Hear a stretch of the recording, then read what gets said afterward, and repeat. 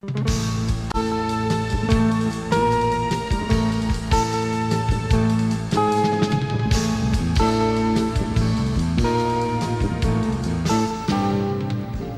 un clima de violencia e incertidumbre, mañana alrededor de 6 millones de ciudadanos elegirán al próximo presidente de Haití.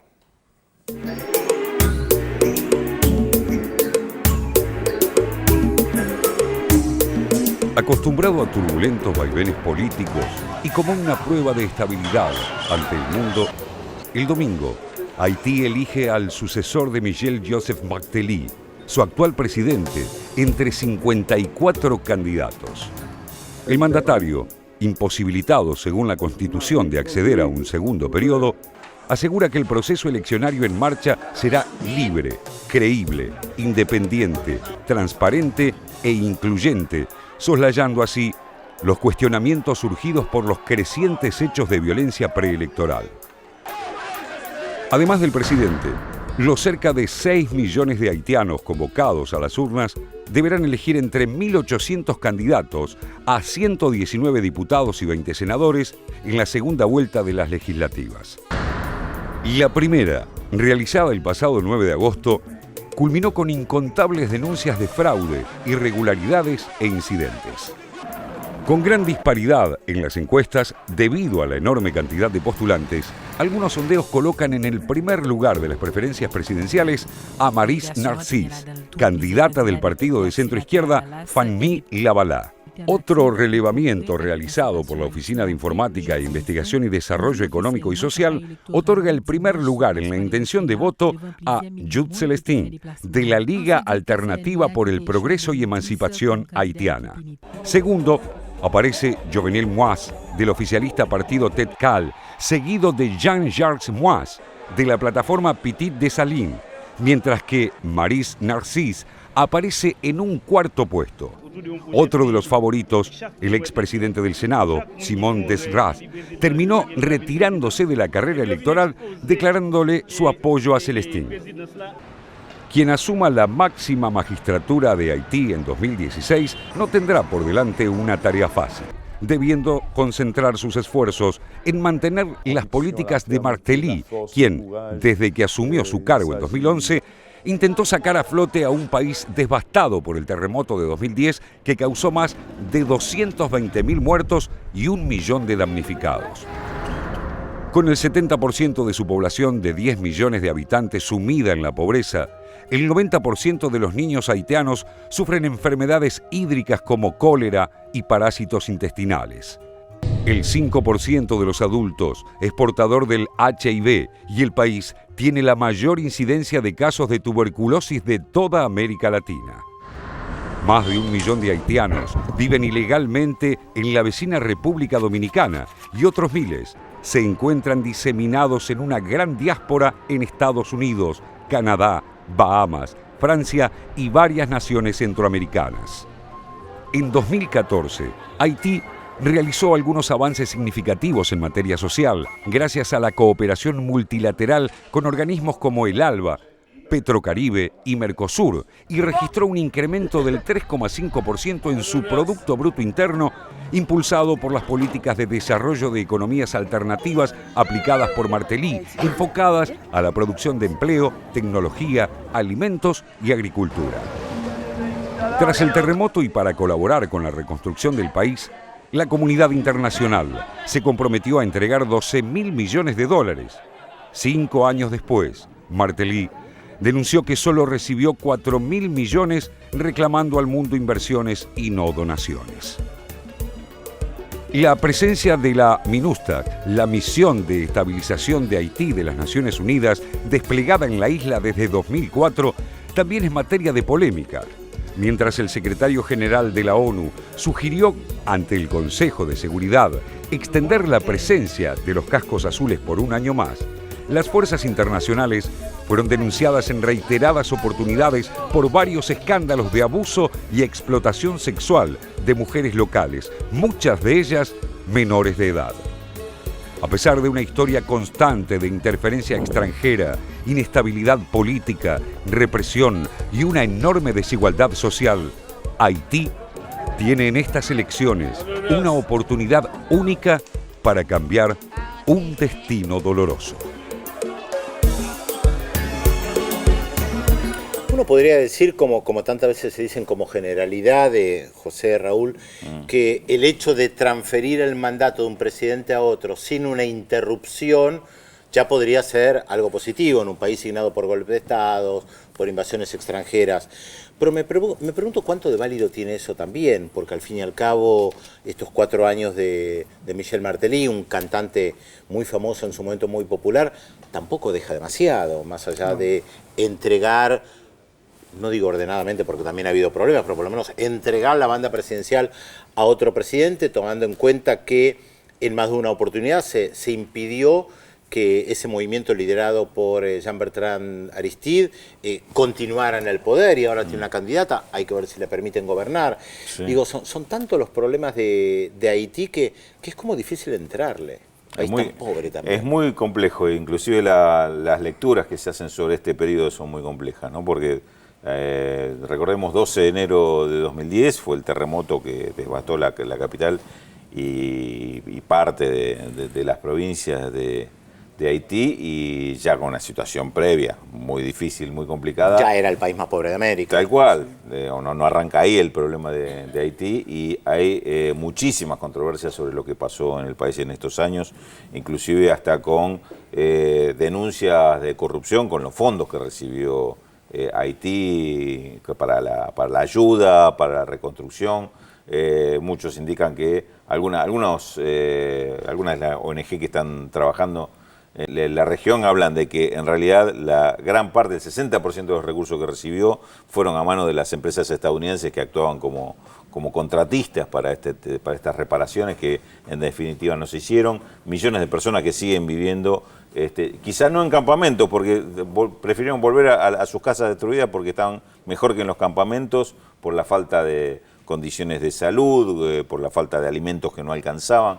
Toda una serie de condiciones que sume en la pobreza todavía a este país, con un porcentaje altísimo, creo que es algo así del 60% estaba leyendo, de niños de menos de 14 años que tienen que salir a trabajar, que son contratados para hacer algún tipo de tarea. Y estas elecciones que se dan en medio de mucha confusión, muchas sospechas de fraude, de corrupción, con 50 candidatos, de los cuales 3 son los que aparecen con condiciones, con posibilidades, que son los 3 vinculados al actual presidente o a expresidentes, ¿no? El caso, vos nombrabas el caso de Aristide, claro. También de René Préval. Sí. Hay un candidato con posibilidades, ¿no? Sí, parece difícil pensar un destino más o menos positivo para Haití. O sea, es difícil, uno trata siempre de, bueno, un país tiene cosas buenas, cualquier país tiene cosas buenas y cosas malas, pero si uno revisa, por ejemplo, lo que ocurrió después del terremoto del 2010, donde recordemos murieron 250.000 personas,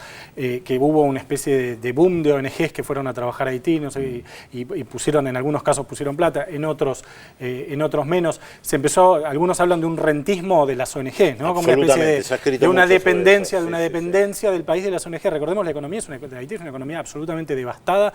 El 60% de sus ingresos provienen de la ayuda internacional, casi la totalidad del resto de las remesas. Hay muchos haitianos viviendo sobre todo en Canadá y en Estados Unidos. No tiene fuentes de energía, como no tiene casi ningún país del Caribe, fuente de energía propia. Tiene el sector agrícola, que en algún momento tuvo alguna incidencia en la economía, devastado, hubo sequías, el campo está arrasado, etc. No pudo desarrollar el turismo, que es casi la principal actividad económica del país que ocupa la otra mitad de la isla, que es República Dominicana, claro, por la inestabilidad política. Yo recuerdo, había un Club Med en Haití, hace años que ya no está más, obviamente los empresarios decidieron retirarse. Es difícil, yo solo se me ocurre, digo, estaba revisando algunos datos, por ejemplo, el 5% de la población adulta de Haití tiene SIDA, digo, hay algunos datos que hacen que Haití se parezca, como decíamos recién, Pedro, más a un país africano que un país latinoamericano. Lo único que se me ocurre como ventaja, tal vez comparativa con otros países que están en una situación muy dramática, que yo, Guatemala, El Salvador, digo, los países más pobres de Centroamérica, lo único que por ahí uno podría decir es que no hay narcotráfico, hay un narcotráfico más acotado, pero no están cerca de Estados Unidos, entonces no son paso. Ese problema no lo tienen, digamos. Ahora, todos los demás sí. Sí, ahora es importante lo que señalás respecto de la cuestión agrícola, porque nosotros en nuestro canal hemos mostrado en más de una oportunidad aquel testimonio de Bill Clinton ante el Congreso de los Estados Unidos, casi que pidiendo perdón porque él había favorecido a los agricultores estadounidenses exportando arroz a Haití y que eso había provocado la destrucción de gran parte de la industria arrocera local, o la industria arrocera que era para consumo interno, para consumo que no era propio, para exportación, claro, para consumo propio.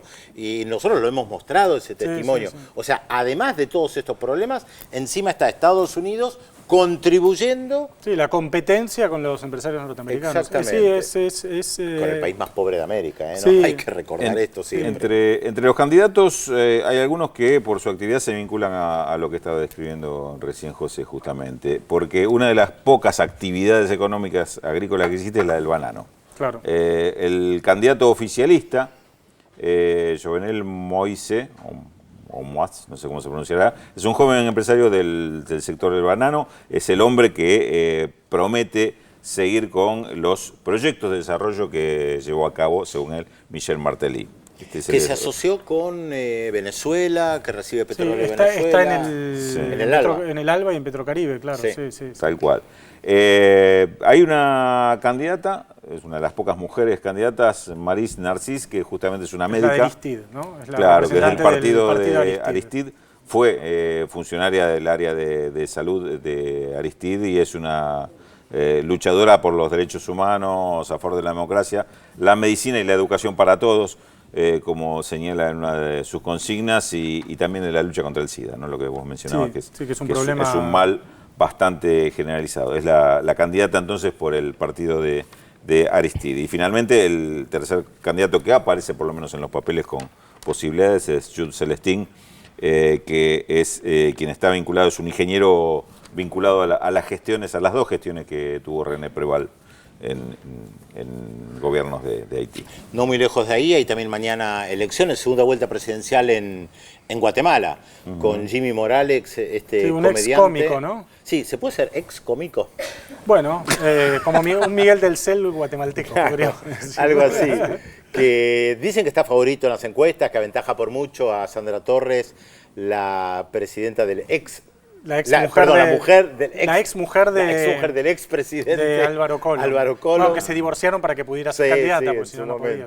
Y una gran incógnita que va a hacer Jimmy Morales, que ni siquiera presentó su gabinete, diciendo que si lo presentaba se lo iban a tirar abajo. Sí.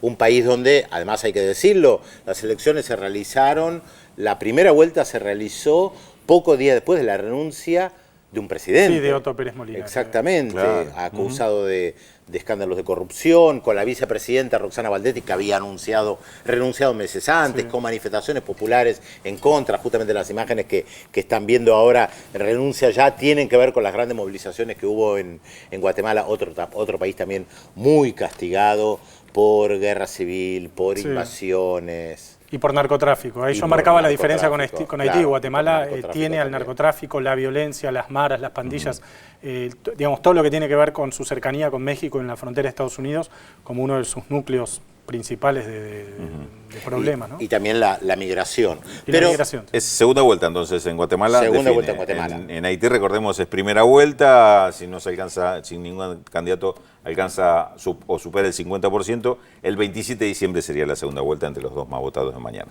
Ya que hablabas de segunda vuelta, démosle la segunda chance a Félix Taylor de que ayude un poco a los televidentes con la incógnita. Porque ponen tantas trabas que la gente no adivina. Son varias las incógnitas, así como lo hay en Guatemala y en otros lugares, también aquí con la incógnita que ponemos a consideración de todos los televidentes sábado a sábado. Hasta las 3 de la tarde estamos en Visión 7 Internacional. Gracias a los que se siguen comunicando al 0800 444 1777 45350709. Se comunicaron los hermanos Menegazo, Sandra y Sandro. Fíjese que dice que ven siempre el programa. Sandra se llama ella y Sandro él. Increíble, ¿no? Que a los dos hermanos le pongan Sandra y Sandro. Karina Carrica también se comunicó. Felicitaciones porque Sandro acertó a la incógnita. Y tenemos, por supuesto, más datos para la incógnita porque viene difícil. Hoy no está nuestro productor habitual, al libro justo de Gustavo Sánchez, y parece que también se ponen así duros para que la incógnita sea más fácil. Pero bueno, con varios libros. Sí, ahí está, mire. ¿No? Con varios libros en su haber. No me llame por teléfono de su celular.